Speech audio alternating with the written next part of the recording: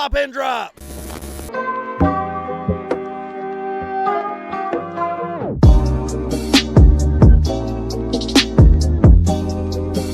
What's up, and welcome back to another Bahama Llama Coral YouTube video. Today, coming at you from the car. As you can see, we're not in the basement right now near the reef tanks whatsoever, but we are going to Aquashella, Chicago, round 2. I was there last year for this. We were in transition. We were moving from Chicago to St. Louis, and it was like an escape to go to Aquashella just for 3 or 4 hours and be there and grab some coral. And then it was like it all hit. If you've ever moved anywhere and had to move with children and reef tanks, it's a pretty stressful situation. So it was fun to go to Aquashella last year for the inaugural event in Chicago. I'm headed back this year. It just worked out that I could actually go. We had a radio remote last night that prevented me from getting up to Chicago on Friday, so I'm gonna be a little bit late today, but that's all good because I can't wait to hang out with some good people. So I just wanted to say this real quick as I'm about ready to upload the video. Make sure that you stick around until the end because I had a super embarrassing moment with Joey Mullen, the king of DIY. Back to the video. So I'm just gonna ask a question today, just one question, and it's a little bit more difficult than you might think. What is one thing that you believe or do in the reefing hobby that not many people agree with you on? So I'm gonna ask a bunch of reefers, hopefully in Chicago at Aquashella, and get a wide range of answers. And I figured I was gonna focus more on the smaller stories. There's gonna be plenty of walkthrough videos on Aquashella, and you'll get some of that in the background, but I really wanted to focus on learning something from this whole experience. And buying coral too. So let's head in.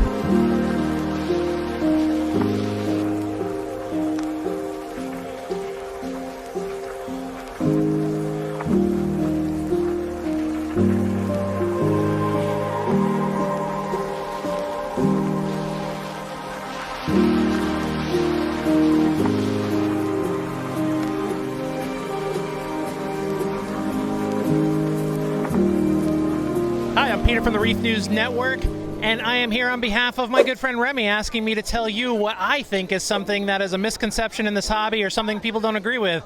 I don't agree with water changes personally. I don't do them unless it's really, really, really necessary because of some sort of contaminant or something.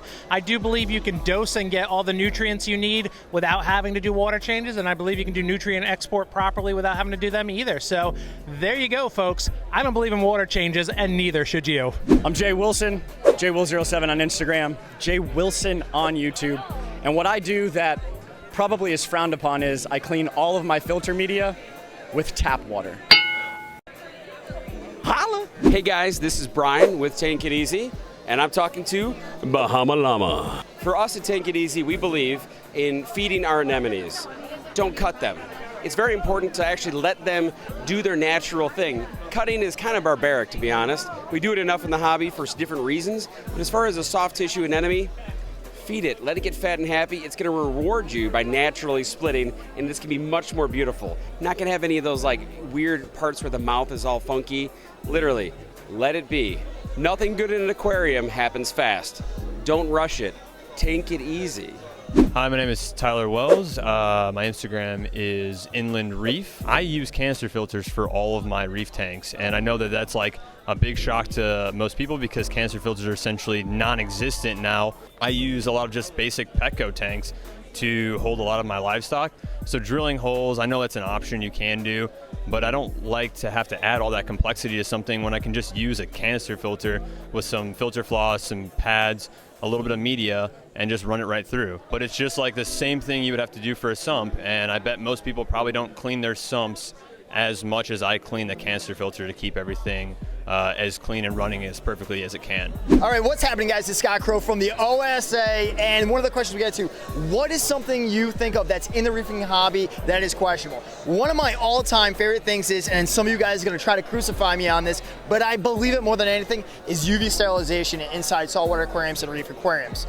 For us, when it comes to with protozoas and free-floating bacteria or anything like that, I really like the chance of what a UV sterilizer does for a fish, right? When you get into things like this, anyone that's ever had a crypt issue, ick issue, any sort of velvet, when you use UV sterilization, that has been by far one of the best. It's not going to solve all your problems, but it can very much help you protect for future problems you're getting into. And for my choice, a UV sterilizer all the way. This is Seth from the Reef guys. We're here at Aquashella in Chicago.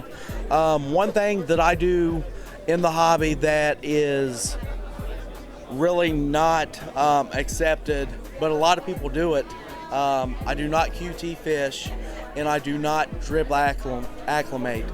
It stresses, in my opinion, it stresses them out even more by doing it for hours and hours. Get them to temp, throw them in your tank. If they're not going to make it, they're not going to make it. But if you have a good, healthy fish, it will survive. Plop and drop! Hey guys, I'm Ryan Cunningham. I'm the owner of Chummingham's Reef. Over here, those are my birds, my beautiful girlfriend, Sarah. This is my little frag tank here at Aquashella. I have caught a lot of flack with fragging scullies in regards to, you know, how safe it is for the animal and whether or not you can have a lot of success with these scullies. And in the past it's been very difficult, but what I found out is that it's really important is the size of the scullies. So what I've done is basically taken 3 different types of scullies and aquacultured them out to about 30 total, which has let me down to something like F2 or F3 generation. I'm not sure which generation it is now. But now they heal up to this in about 3 months after cut, and then they'll eventually get up to this size in about 6 months. I think that, I'm going to say again, the most important thing is to find a scully. If you're going to aquaculture it and cut it, is to find one that's small, because when they're small, they just tend to deal with the cut better. It may be because they have more genes activated or some higher plasticity in regards to their being able to being cut. So yeah, that's something that I do that not a lot of people agree with doing. All right, just 3 more Aquashella things. Number 1, I got a chance to meet the king of DIY, Mr. Joey Mullen himself. He gave an awesome talk all about perseverance, and it was an awesome inspiration for me. He's been through so much and he's overcome it, and I really respect him for that. Now, he did a meet and greet afterwards, and there was a swarm of people that just kind of like herded around him, and I went back out to the showroom floor and I was like, well, maybe I'll get a picture later. And I eventually came back in and the line was down to like 4 people, and I kind of slipped in there last minute. And I do radio. I talk for a living.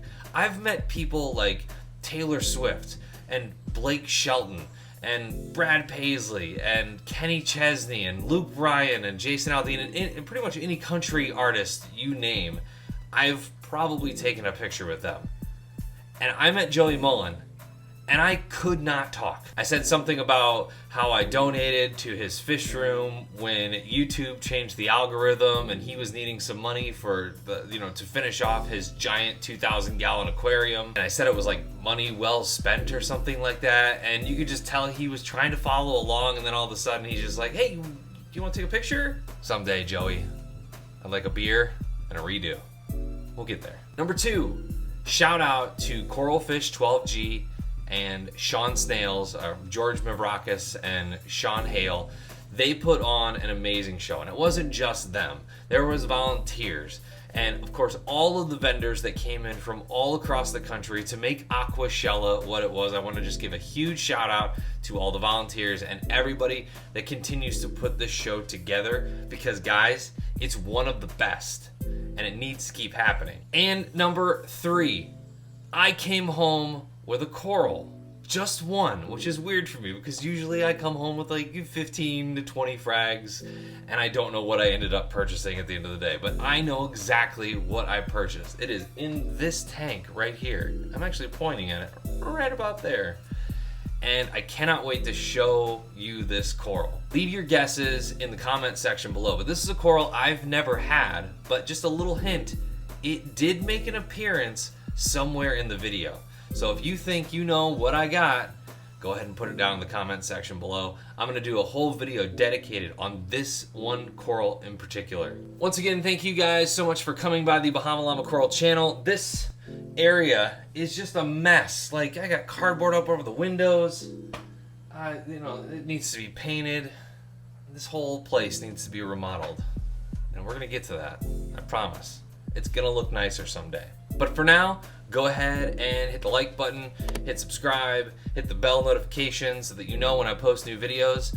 And once again, we've made another video, and I haven't talked about this guy right here, my 25 Lagoon.